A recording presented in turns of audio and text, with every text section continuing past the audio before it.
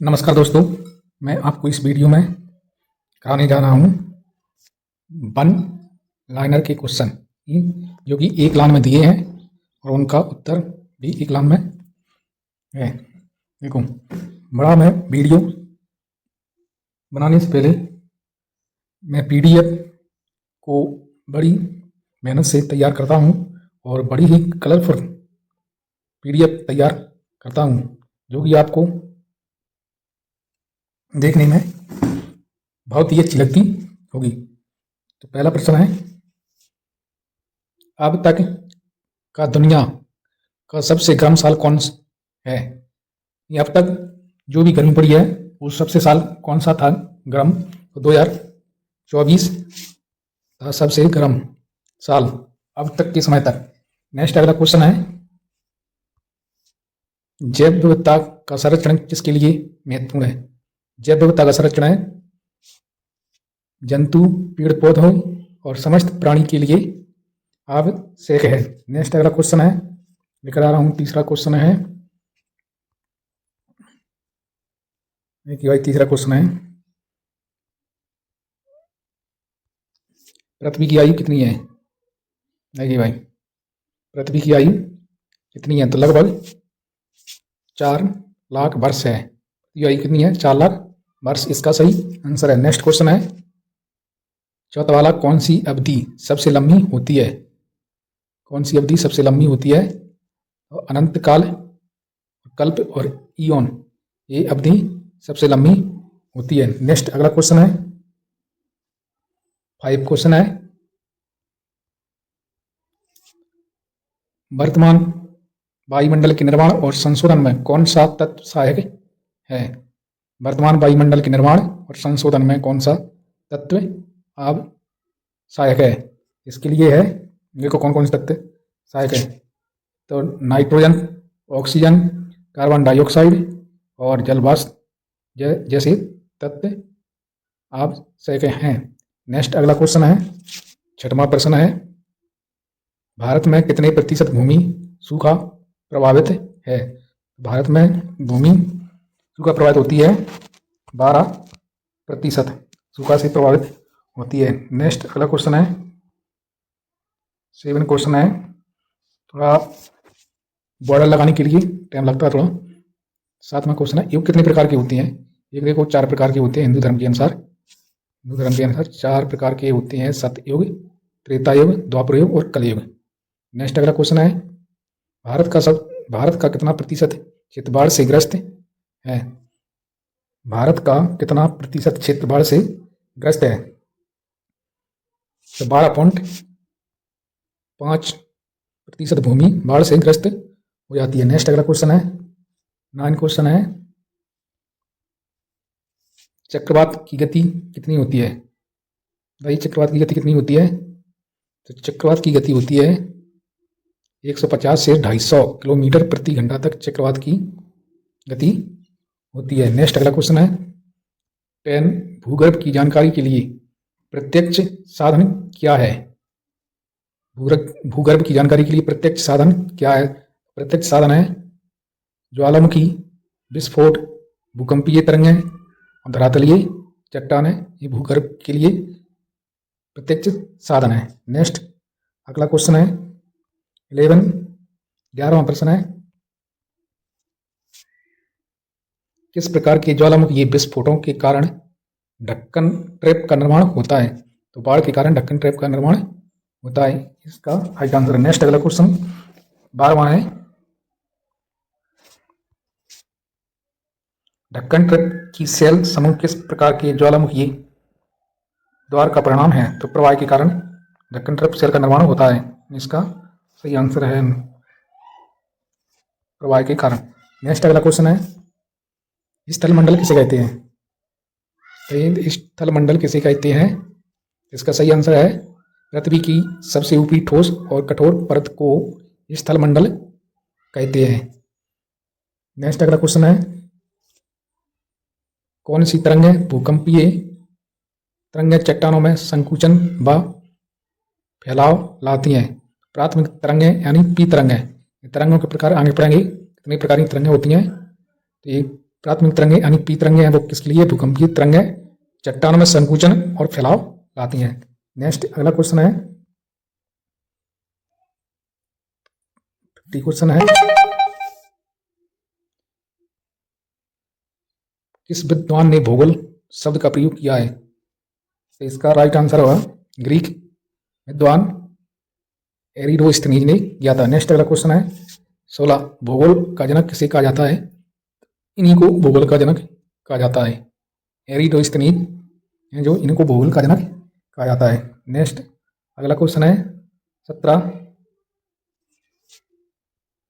भारत के किस शहर में दिन सबसे लंबे होते हैं? अपने भारत में किस शहर में दिन सबसे लंबे होते हैं? तो चंडीगढ़ में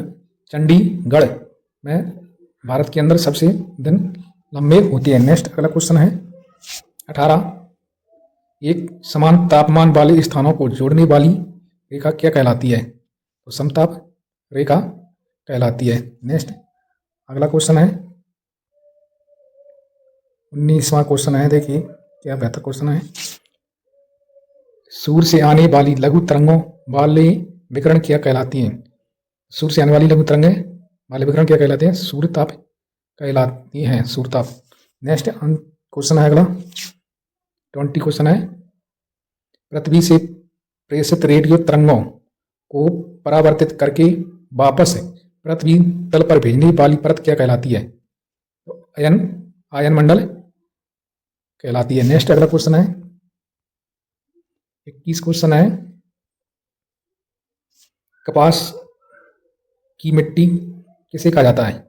तो कपास की मिट्टी किसे कहा जाता है? काली मिट्टी को कपास की मिट्टी कहा जाता है, क्योंकि इसमें कपास की उपज अधिक होती है काली मिट्टी में। नेक्स्ट अगला क्वेश्चन है 22 क्वेश्चन, उत्तर पूर्वी मानसून से सबसे ज्यादा वर्षा किस राज्य में होती है? उत्तर पूर्वी मानसून आते हैं ना, तो उनसे तमिलनाडु में वर्षा सबसे ज्यादा होती है।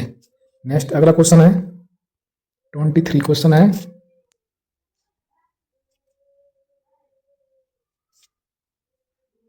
पृथ्वी पर जीवन के लिए कौन सी वायुमंडल परत बहुत अधिक महत्वपूर्ण है?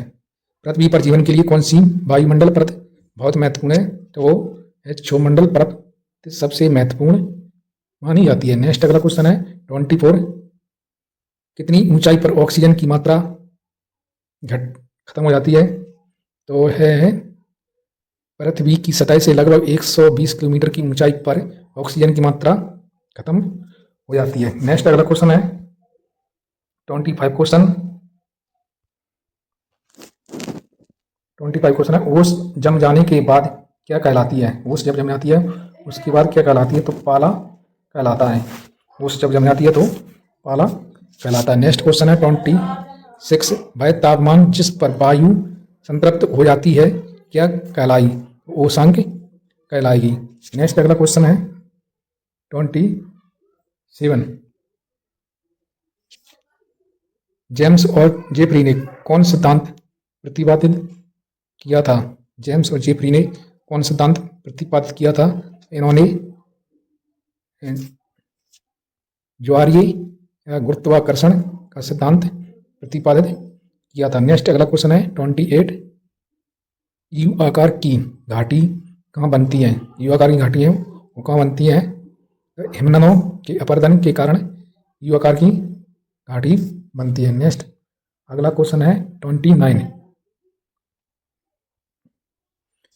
29 क्वेश्चन है, अलकनंदा और भागीरथी नदियों के संगम को क्या कहते हैं? अलकनंदा और भागीरथी नदियों के संगम को देव प्रयाग कहा जाता है। नेक्स्ट 30 क्वेश्चन, 30 क्वेश्चन है, विश्व का प्रकाश स्तंभ किसे कहा जाता है? विश्व का प्रकाश स्तंभ किसे कहा जाता है? स्ट्राम्बोली ज्वालामुखी को कहा जाता है विश्व का प्रकाश स्तंभ कहा जाता है। नेक्स्ट अगला क्वेश्चन है 31 क्वेश्चन, किस ज्वालामुखी को रूस सागर का प्रकाश स्तंभ कहा जाता है? रूस सागर का प्रकाश स्तंभ कहा जाता है, तो स्ट्राम्बोली ज्वालामुखी को ही कहा जाता है, जो अगले क्वेश्चन में भी यही वाला आंसर था। नेक्स्ट अगला क्वेश्चन है 33 क्वेश्चन, प्रोजेक्ट एलिफेंट कब शुरू हुआ था?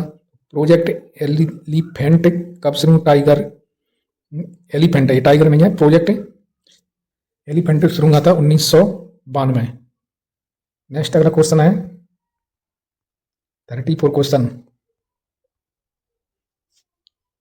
भारत में प्रोजेक्ट टाइगर कब शुरू किया गया था? देखो 1992 में तो एलिफेंट प्रोजेक्ट तैयार लागू किया गया था और प्रोजेक्ट टाइगर हुआ था 1973 में अप्रैल के महीने में। तो भारत में प्रोजेक्ट टाइगर अप्रैल 1973 में शुरू किया गया था। नेक्स्ट अगला क्वेश्चन है 35, होमोसेपियंस प्रजाति किस से जुड़ी है? होमोसेपियंस प्रजाति है वो मानव से जुड़ी है। नेक्स्ट अगला क्वेश्चन है 36 क्वेश्चन है, अंतर उष्णकटिबंधीय अभिसरण क्षेत्र कहाँ होता है? अंतर उष्णकटिबंधीय अभिसरण क्षेत्र कहाँ होता है? तो भूमध्य रेखा के आसपास का जो क्षेत्र रहता है उस जगह के क्षेत्र को अंतर उष्णकटिबंधीय अभिसरण क्षेत्र कहा जाता है। नेक्स्ट अगला क्वेश्चन है 37, भारत के किस राज्य में बाढ़ अधिक आती है? तो भारत की बाढ़ असम में, भारत के असम राज्य में सबसे अधिक ज़्यादा बाढ़ आती है बारिश के कारण। नेक्स्ट अगला क्वेश्चन है 38 क्वेश्चन, न्यूयॉर्क परिकल्पना किसने प्रतिपादित की थी? न्यूयॉर्क परिकल्पना किसने प्रतिपादित की थी?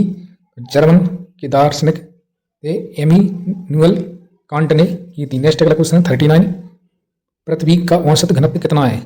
पृथ्वी का औसत घनत्व है लगभग 5.5 ग्राम सेंटीमीटर घन या 5500 किलोग्राम मीटर घन। नेक्स्ट अगला क्वेश्चन है 40 क्वेश्चन, देखिए मैंने पीडीएफ बहुत ही मेहनत से बनाई हुई है, बड़ी कलरफुल पीडीएफ लेकर आया हूँ यूट्यूब पर पढ़ाने के लिए।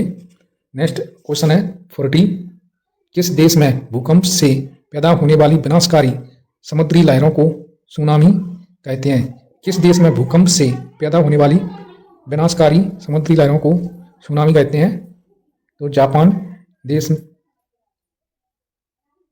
में जो भूकंप पैदा होती है उन्हें विनाशकारी समुद्री लहरें कहा जाता है, उनको सुनामी कहते हैं। नेक्स्ट अगला क्वेश्चन है भूकंप मापी यंत्र क्या कहलाता है? जो मैंने लगभग अगली वीडियो में भी बताया था, सिस्मोग्राफ कहलाता है भूकंप मापी यंत्र। नेक्स्ट अगला क्वेश्चन है 42 क्वेश्चन, 42 क्वेश्चन है, धरातल का वह भाग जहां भूकंप का अनुभव सर्वप्रथम किया जाता है, तो उस क्षेत्र को क्या कहा जाता है? उस क्षेत्र को कहा जाता है अभिकेंद्र। जहां भूकंप का अनुभव सर्वप्रथम किया था उस जगह को अभिकेंद्र कहा जाता है। नेक्स्ट अगला क्वेश्चन है 43, संगमरमर किस प्रकार की चट्टान है? संगमरमर चट्टान है रूपांतरित चट्टान है। नेक्स्ट अगला क्वेश्चन है 44 क्वेश्चन, वायुमंडल में सर्वाधिक मात्रा में कौन सी गैस पाई जाती है? वायुमंडल में सर्वाधिक मात्रा में नाइट्रोजन गैस पाई जाती है। 45 क्वेश्चन है, पृथ्वी पर आने वाली ऊर्जा कहलाती है, जो पृथ्वी पर आने वाली ऊर्जा है उसे सौर विकिरण या सूर्य ताप ऊर्जा कहती है। नेक्स्ट अगला क्वेश्चन है 46 क्वेश्चन, भूपर पट्टी में सबसे अधिक पाए जाने वाला तत्व कौन सा है? भूपर पट्टी में पाए जाने वाला तत्व है ऑक्सीजन। नेक्स्ट अगला क्वेश्चन है 47, देखिए 47 जड़ोल शंकु का निर्माण नदी की किस अवस्था में होता है? तो ईवा अवस्था में होता है। जड़ोल शंकु का निर्माण ईवा अवस्था में होता है। नेक्स्ट अगला क्वेश्चन है 48 क्वेश्चन, 48 क्वेश्चन, डोलड्रम किस क्षेत्र को कहते हैं? तो विषुवत रेखा पर जो क्षेत्र होता है आसपास विषुवत और उसके जस्ट पास का क्षेत्र को डोलड्रम कहते हैं, विषुवत रेखा पर। नेक्स्ट अगला क्वेश्चन है 49, सागरीय जल की औसत लवणता कितनी है? सागरीय जल की औसत लवणता कितनी है? तो इसका राइट आंसर है, देखो समुद्री जल की औसत लवणता 3.5% या 35 भाग प्रति हजार होती है, लवणता 3.5% औसत मानी जाती है। नेक्स्ट क्वेश्चन है, टोटल क्वेश्चन मैं 52 लेकर आया था और खत्म होने वाले हैं क्वेश्चन, थोड़ा और बने रहें। 50 क्वेश्चन है। 50वां क्वेश्चन है, जैव रासायनिक चक्र कौन कौन से शामिल होते हैं? जैव रासायनिक चक्र में कौन कौन शामिल होते हैं? देखो, जैव रसायन में होता है जल चक्र, कार्बन चक्र, नाइट्रोजन चक्र, फास्फोरस चक्र और सल्फर चक्र, ये जैव रसायन में शामिल होती है। नेक्स्ट अगला क्वेश्चन है 51 क्वेश्चन। 51 क्वेश्चन है, भारत किस देश के साथ सबसे लंबी स्थलीय सीमा साझा करता है? भारत स्थलीय सीमा करता है बांग्लादेश के साथ, स्थलीय सीमा साझा करता है, यानी धरातलीय। नेक्स्ट अगला क्वेश्चन है और अंतिम क्वेश्चन है, अगला क्वेश्चन है 52 क्वेश्चन, अंतिम क्वेश्चन। दक्षिणी गोलार्ध में बाईं ओर वायु का झुकाव किन कारणों से होता है? दक्षिणी गोलार्ध में बाईं ओर वायु का झुकाव किन कारणों से होता है? तो पृथ्वी की घूर्णन गति के कारण बाईं ओर झुकाव होता है। आपको अगर वीडियो अच्छा लगा हो तो प्लीज़ शेयर करें और सब्सक्राइब करने में मदद करें और लाइक कमेंट जरूर करें। और इतना भी बताएं आप कि आपको जो मैं PDF बनाया है वो बहुत मेहनत से बनाई हुई है, तो आपको PDF बहुत अच्छी मिलती है। और YouTube पर मैं ये अभी लगातार कर रहा हूँ, कलरफुल PDF बनाता हूँ। आप हमारी मदद करें, जिससे मेरा हौसला बढ़ता है वीडियो बनाने का।